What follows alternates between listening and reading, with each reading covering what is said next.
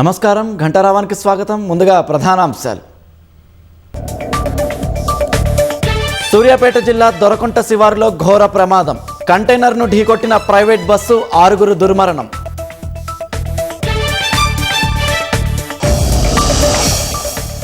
వేగంగా కొనసాగుతున్న ఎస్ఎల్బీసీ సొరంగం పనులు. జపాన్ నుంచి తెచ్చిన బూమర్తో జోరుగా తవ్వకాలు.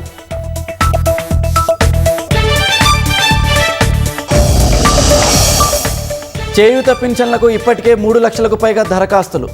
లబ్ధిదారుల ఎంపికకు వచ్చే నెల 1 నుంచి క్షేత్రస్థాయి పరిశీలన.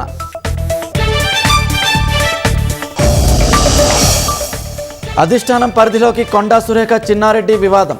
క్రమశిక్షణ కమిటీ నివేదిక మీద ఏఐసీసీ నిర్ణయంపై ఉత్కంఠ.